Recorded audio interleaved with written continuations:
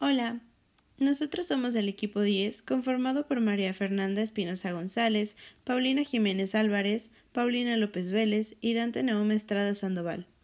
Presentaremos la práctica 5, mesa de trabajo 3 y 4. El tema es células sanguíneas.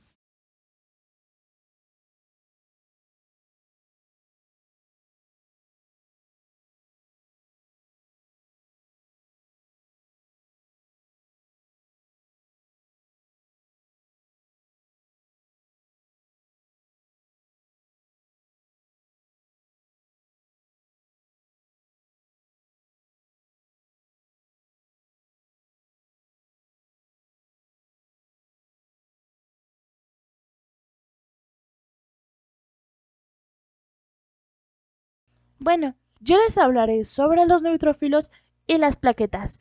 Empecemos hablando un poco sobre los neutrófilos. Los neutrófilos son las principales células que llegan a los focos de infección. Estas nos ayudan a combatir y erradicar a las infecciones, a las bacterias, virus y agentes externos a nuestro cuerpo. Y ustedes se podrán preguntar, ¿cómo es que lo hacen? Bueno, la respuesta es más fácil de lo que se podría uno pensar, pues los neutrófilos ingieren microorganismos y sintetizan enzimas, las cuales destruyen a todos estos agentes externos. Un neutrófilo es un tipo de glóbulo blanco, un tipo de granulocito y un tipo de fagocito.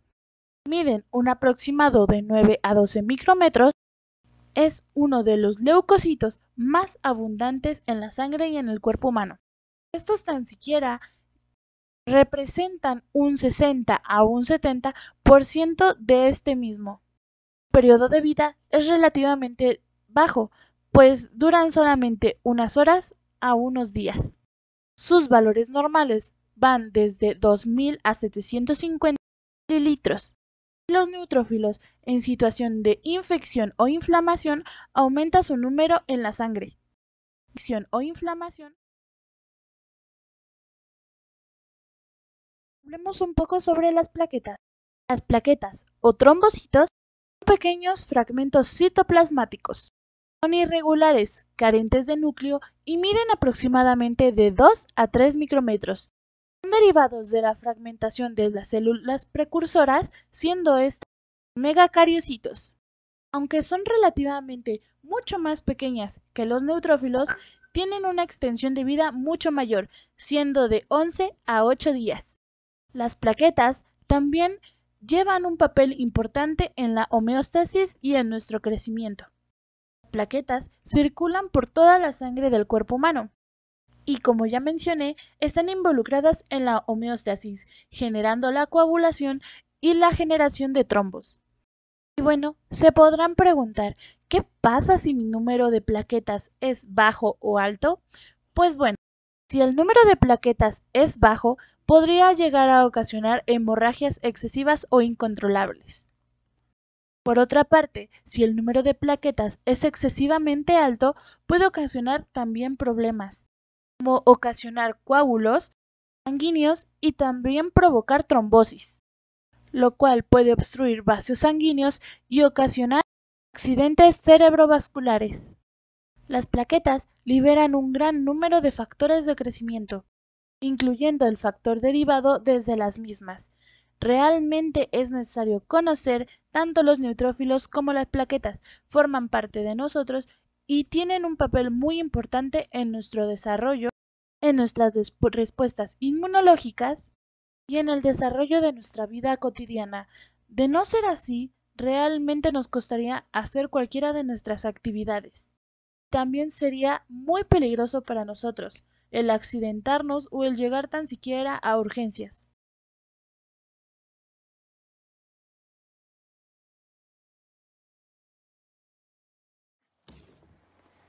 Los linfocitos son las principales células funcionales del sistema linfático o inmunitario.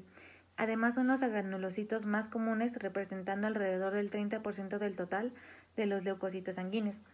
Para poder entender la función de los linfocitos, debemos tener en cuenta que la mayoría de estos son células inmunocompetentes recirculantes. ¿Qué es lo que quiere decir esto? Que son células con la capacidad de reconocer y responder a antígenos, adicionando que están en tránsito desde un tejido linfático a otro. Algunas características que diferencian a los linfocitos de los leucocitos son las siguientes.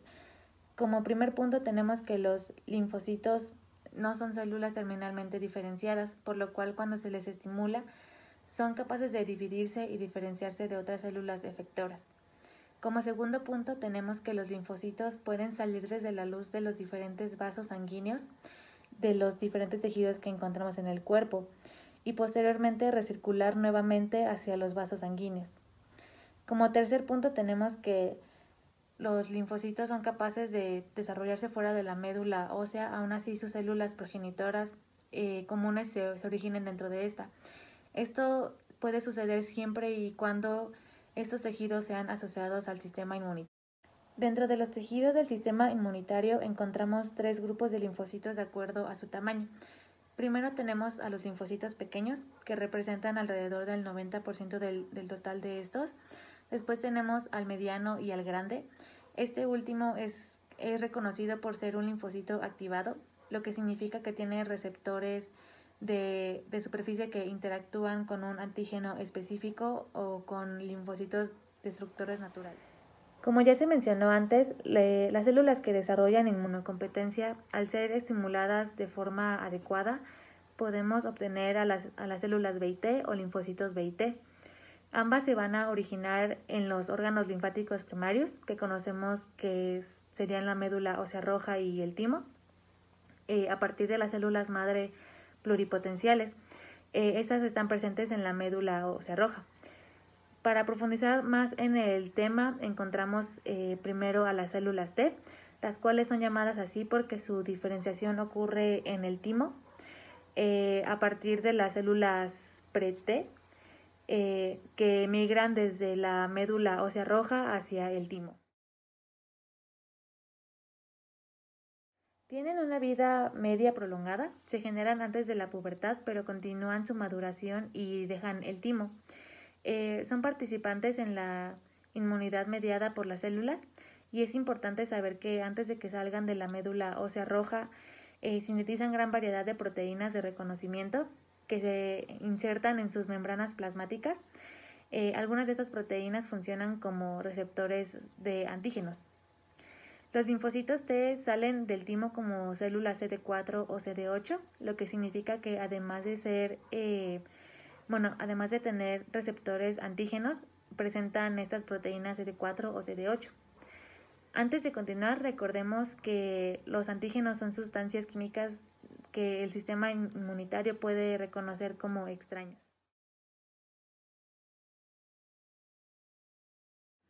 Se han identificado varios tipos de linfocitos T. Como primer punto tenemos a los citotóxicos, los cuales se encargan del rechazo de los aloinjertos y en la inmunología tumoral. Después tenemos a los cooperadores, que estos son decisivos para la inducción de una respuesta inmunitaria frente a un antígeno extraño. Después tenemos a los supresores o reguladores, que como su nombre lo dice, su principal función es suprimir una respuesta inmunitaria frente a unos antígenos extraños o también pueden ser propios. Esto ocurre mediante la influencia sobre la actividad de otras células del sistema inmunitario. También pueden actuar como supresores en la diferenciación de linfocitos B. Después tenemos a los gamma delta, que son una pequeña población de linfocitos T que se desarrollan en el timo. Migran hacia varios tejidos epiteliales, teniendo la función principal de ser la primera línea de defensa contra organismos invasores.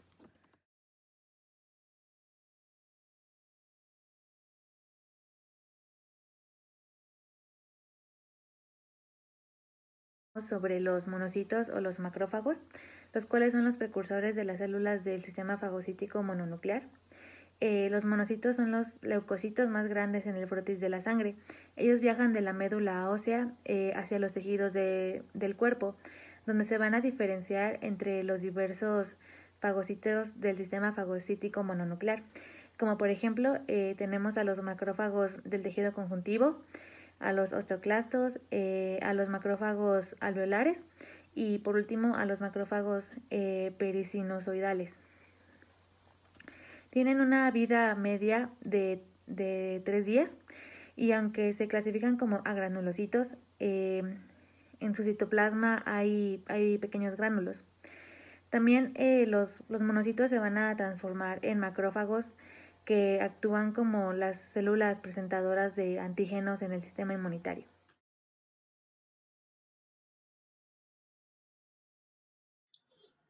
Los glóbulos blancos o leucocitos. Estos se producen en la médula ósea. Se producen alrededor de 100.000 millones de glóbulos blancos al día. Estos no contienen ningún pigmento, por lo cual se les denomina glóbulos blancos. Su núcleo tiene forma de riñón y no contienen gránulos, al igual que contienen un abundante citoplasma. El número de leucocitos en un adulto sano es de 4-12 por 106 células entre microlitros. Conforman aproximadamente el 1% del volumen sanguíneo total de un adulto sano. Su tamaño es aproximadamente entre 8 y 20 micrómetros. Al igual que el tiempo de vida que estos llegan a tener, puede ser de algunas horas, meses e incluso hasta años. Su función que tienen es la de proteger al cuerpo contra infecciones, eliminando cuerpos extraños que entren en la corriente sanguínea, al igual que eliminan los residuos de los tejidos del cuerpo. Estos pueden llevar a cabo un mecanismo el cual se llama diapedesis, el cual consiste en la prolongación de su contenido citoplasmático. Esto les permite desplazarse fuera del vaso sanguíneo y tener contacto con los tejidos del interior del cuerpo humano. Para que esto se lleve de una manera rápida y eficaz, debe de existir una cantidad adecuada. Existen 3 tipos. Tenemos los granulocitos, en los cuales podemos encontrar los neutrófilos, basófilos y los eosinófilos. Los neutrófilos defienden al organismo contra las infecciones bacterianas o por hongos. Los eosinófilos protegen contra las infecciones parasitarias. Los basófilos son los responsables de las respuestas alérgicas, ya que estos liberan la histamina. Después tenemos los monocitos, los cuales su función principal es la de fagocitar. Fagocitar se refiere a comerse diferentes microorganismos o restos celulares. Después tenemos los linfocitos o las células T y B. Las células B producen anticuerpos que unen, bloquean y promueven la destrucción de algunos patógenos. Las células T miden la respuesta inmune celular contra agentes que se replican dentro de una célula. Después tenemos los glóbulos rojos o eritrocitos. Estos, al igual que los anteriores, se producen en la médula ósea y transportan el oxígeno desde los pulmones a todo el cuerpo, al igual que el dióxido de carbono de todo el cuerpo a los pulmones. Esto se lleva a cabo por medio de la hemoglobina. Así se inicia el ciclo respiratorio. Estos son los que les dan el característico color rojo a la sangre. Se llegan a utilizar en transfusiones en la práctica clínica. Estos tienen una forma ovalada, bicóncava, aplanada y tienen una pequeña depresión en el centro. Esto les permite que el intercambio de oxígeno sea más fácil con el medio que lo rodea. Los valores que se consideran normales varían dependiendo del género.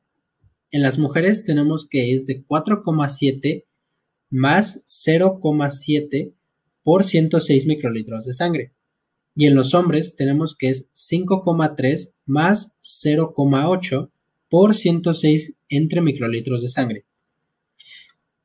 Para finalizar tenemos una prueba la cual se llama RSC, el cual significa recuento sanguíneo completo, o también se puede llegar a llamar recuento de células sanguíneas completo, recuento sanguíneo y recuento sanguíneo completo. Esta prueba se utiliza para diagnosticar y vigilar diferentes afecciones. Esta prueba cuenta el número de glóbulos rojos, glóbulos blancos y plaquetas que se encuentran en la sangre, además de que miden la cantidad de hemoglobina y de hematocrito, que es la parte de la sangre compuesta por los glóbulos rojos, y esto es el proceso que llevan. Se introduce una aguja en la vena, la cual hace que la sangre fluya hacia un tubo, en la cual se almacena en una muestra. Esta muestra se envía a un laboratorio y se recuenta el número de glóbulos rojos. Mi nombre es Paulina López Vélez y hablaré sobre los basófilos y los eosinófilos. Comenzaremos con los basófilos. ¿Qué son? Se trata de células del sistema inmunitario que pueden ser englobadas dentro de los granulocitos. Bueno, ¿y qué son los granulocitos? Bueno, estas son células también denominadas por ese nombre, ya que contienen gránulos en su interior. Estos gránulos pueden tener sustancias que resultan nocivas o tóxicas para algunos patógenos y por esto mismo ayudan a combatir enfermedades. Sus funciones, los basófilos encontrados en la sangre pueden acumularse en los tejidos como en la mucosa pulmonar, nasal y piel. Una vez ahí se libera histamina. La histamina es la sustancia tóxica que contienen los gránulos de los basófilos. Después de que la histamina es liberada, se comienza con la respuesta inflamatoria y posteriormente con la eliminación del patógeno. En el proceso inflamatorio, este se da inicio cuando los leucocitos que viajan por el centro del torrente sanguíneo se adhieren al endotelio debido a la atracción por moléculas producidas por el mismo endotelio y otras células inflamatorias. Después, el leucocito viaja entre las células endoteliales para llegar al foco inflamatorio y ahí se va a producir la destrucción tisular. La vida media de los basófilos puede ir desde unas pocas horas hasta unos pocos días, aproximadamente de 2 a 3 días. Durante el proceso inflamatorio también puede existir un aumento del flujo sanguíneo, aumento de la permeabilidad capilar, aumento de la permeabilidad venular y, como previamente se mencionó, también se lleva a cabo la movilización de células inflamatorias hasta el foco inflamatorio.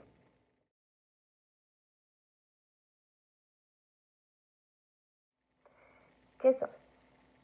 Bueno, al igual que los basófilos, igual son células que forman parte de los distintos tipos celulares del sistema inmunitario. Los eosinófilos son granulocitos, al igual que los basófilos.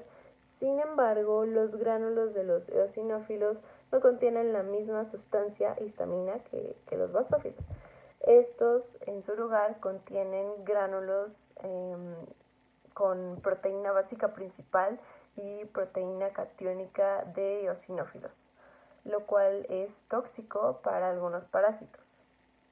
En sus funciones podemos encontrar que son importantes ante la defensa del huésped ante infecciones presentadas por algunos gusanos parásitos.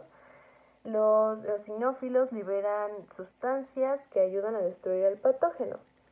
Al igual que los basófilos, se pueden acumular en los tejidos como ayuda durante la respuesta inflamatoria. Los eosinófilos también pueden activar a los linfocitos T, los cuales mi compañera previamente mencionó. Y la vida media de estas células puede ir de 8 a 12 días. Y igualmente circulan por el torrente sanguíneo aproximadamente entre 4 y 5 horas. Así como los eosinófilos se encuentran involucrados en funciones inmunes de gran importancia, también pueden ser causantes de enfermedades. Es por esto que se debe mantener un correcto funcionamiento y una correcta regulación del sistema inmunitario para evitar un desbalance.